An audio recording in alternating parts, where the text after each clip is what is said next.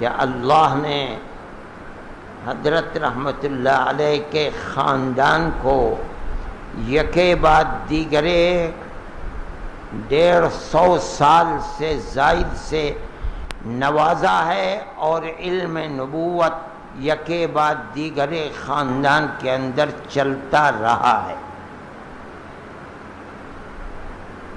حقیقت یہ ہے کہ اس کا سبب حضرت رحمت اللہ علیہ کی شخصیت کا عند اللہ مقبول ہونا ہے کہ اس نے ان کے خاندان کو برابر نوازا ہے، اور وہ سلسلہ آج تک چل رہا ہے۔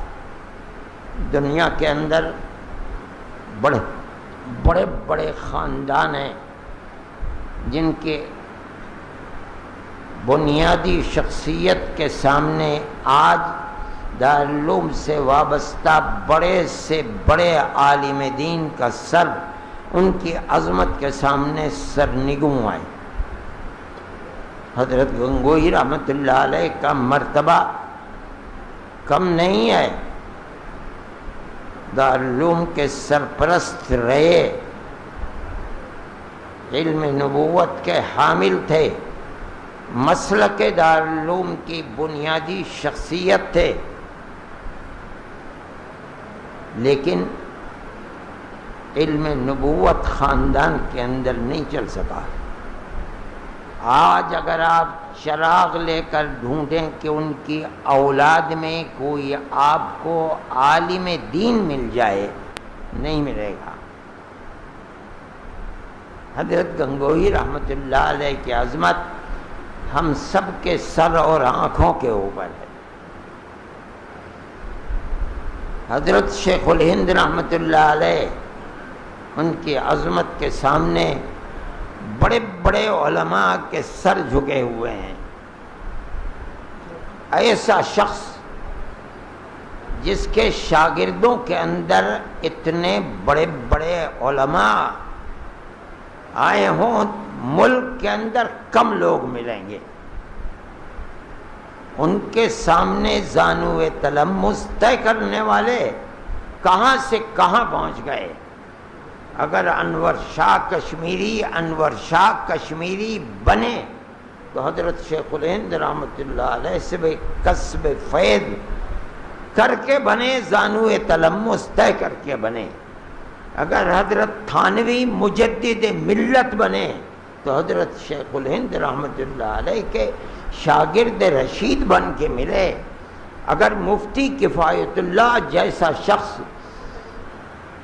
جس کو مفتی اعظم کہا جاتا ہے، وہ مفتی اعظم بنا تو شیخ الہند کے سامنے زانو تلمس کر کے بنا۔ اگر حضرت مدنی شیخ الاسلام بنے تو حضرت شیخ الہند رحمت اللہ علیہ کے گھر کی گندی نالیاں اپنے ہاتھ سے صاف کر کے بنے۔ اگر مولانا شبیر عثمانی بنے، شیخ الاسلام بنے تو حضرت شیخ الہند رحمت اللہ علیہ کے سامنے زانو تلمس طے کریں۔ ایک شخص کے شاگردوں میں اتنے با کمال شخصیتیں پیدا، شیخ الہند کے سوا کوئی دوسرا آدمی نہیں ملے گا۔ اس سے پتہ چلتا ہے کہ اس آدمی کے اندر اپنے علم کو شاگردوں کے دلوں کے اندر سینے میں منتقل کرنے کی کیسی صلاحیت تھی۔ علماء دیوبند کے اندر کوئی دوسری شخصیت ایسی نہیں ہے، لیکن آج اس شخص کے خاندان میں اگر آپ دیکھیں کوئی عالم دین ایسا مل جائے جس کے علم پر بھروسہ کیا جائے، میں نہیں سمجھتا ہوں کہ وہ مل سکے گا۔ خاندان گم ہو گیا۔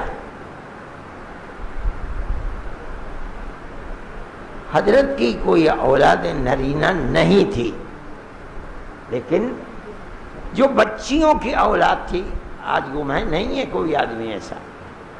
حضرت نانوتوی رحمت اللہ علیہ کو اللہ نے نوازا ہے، چنا ہے، انتخاب فرمایا ہے۔ حضرت رحمت اللہ علیہ کے بعد ان کے صاحبزادے حافظ احمد صاحب ان کے شاگردوں میں حضرت نانوتوی رحمۃ اللہ علیہ کے شاگردوں میں 2 شاگرد بہت نامی گرامی تھے، مولانا احمد حسن صاحب امروہوی اور مولانا محمود حسن صاحب دیوبندی۔ علماء اس زمانے میں یہ کہا کرتے تھے کہ حضرت نانوتوی رحمۃ اللہ علیہ کے شاگردوں میں علم کے اعتبار سے جو مقام مولانا امروہوی کا تھا وہ مقام حضرت شیخ الہند رحمۃ اللہ علیہ کا نہیں تھا۔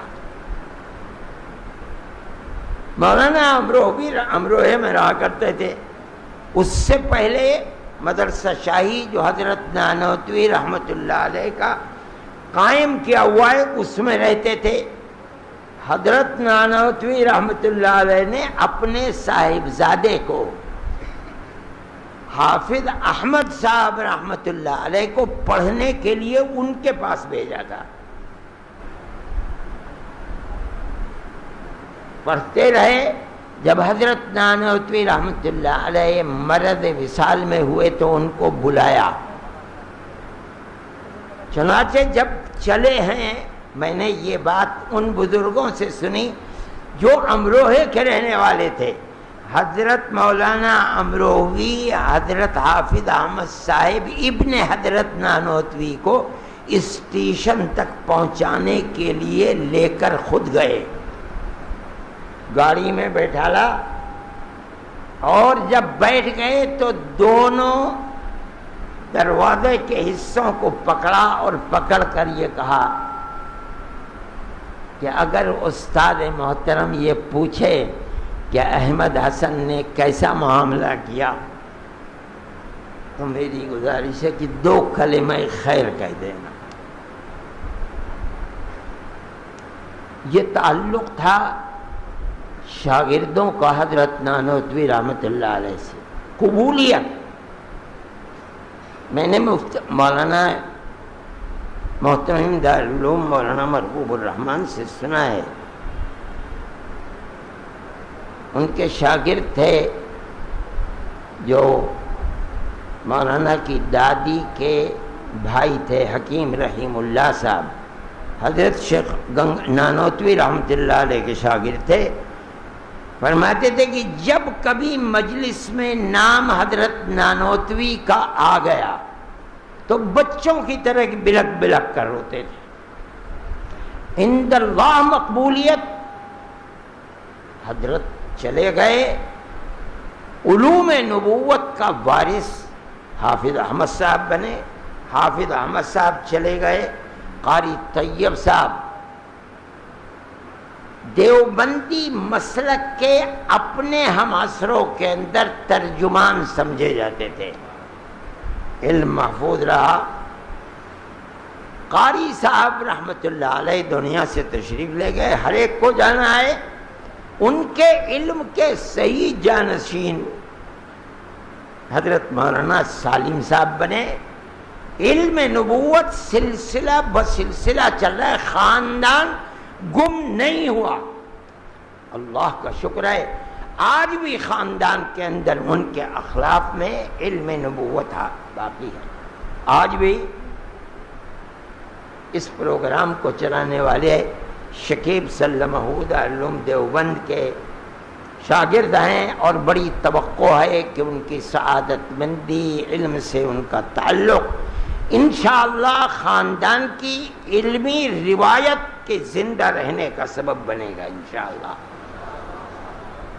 میں یہ سمجھتا ہوں کہ حضرت مولانا کے محاسن تو بے شمار ہیں، مگر خود حضرت مولانا جس علم نبوت کے وارث ہیں اس کا تعلق حضرت نانوتوی رحمۃ اللہ علیہ سے ہونا، اور حضرت مولانا کا زندگی بھر اس علم کی خدمت کرنا، اس کی حفاظت کرنا، اور اپنی زندگی کے اندر اپنی نسل کے اندر اس علم کے محفوظ رکھنے کے لیے اسباب کو اختیار کرنا، یہ ایک بہت بڑی خدمت ہے اور ایک ایسا وصف ہے ان کا جس سے مستقبل کے اندر بڑی توقعات وابستہ ہیں۔ حقیقت یہ ہے کہ حضرت مولانا کے اس وصف کو میں ہی نہیں، میں سمجھتا ہوں کہ ہر دیوبندی اور خاص طریقے پر وہ دیوبندی جس نے دارالعلوم دیوبند سے استفادہ کیا ہے، چاہے بالواسطہ چاہے بلا واسطہ، جو درس کا بنیاد جس کی اینٹ رکھی ہوئی ہے اور جس کی ایک بڑی روشن تاریخ ہے جو کسی دوسرے ادارے کے اندر نہیں ملتی، اس سے جو ایک سلسلہ علوم نبوت کا چلا ہے، حضرت مولانا تک وہ سلسلہ رہا، اور حضرت مولانا اپنی زندگی کے اندر اس ادارے کو قائم کر کے گئے، آخری وقت تک اس کے خادم بن کر کے رہے، اپنے خاندان کے اندر اس علم نبوت کو زندہ رکھنے کے لیے اسباب کو فراہم فرمایا، ڈگر ڈالی، اور الحمدللہ ہمارے سامنے زندہ ہے۔ میں سمجھتا ہوں کہ حضرت مولانا کے خدمات کے سلسلے میں ایک بڑی خدمت ہے۔ میں در حقیقت اپنے آپ کو اس کا حامل نہیں سمجھتا کہ حضرت مولانا کی زندگی کے اوپر روشنی ڈالوں، وہ خود گمست کرا رہبری کنت، لیکن مجھے توقع ہے کہ حضرت کی یہ خدمت انشاءاللہ مستقبل کے اندر اس ادارے کو بھی ترقی دے گی، اور اس خاندان کے اندر برابر علوم نبوت کا چرچا رہے گا اور علماء پیدا ہوتے رہیں گے۔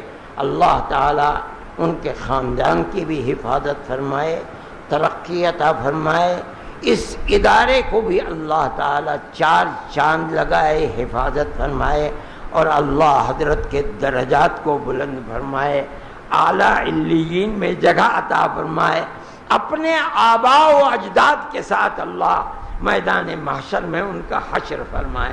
وآخر دعوانا ان الحمد للہ رب العالمین وصلی اللہ تعالی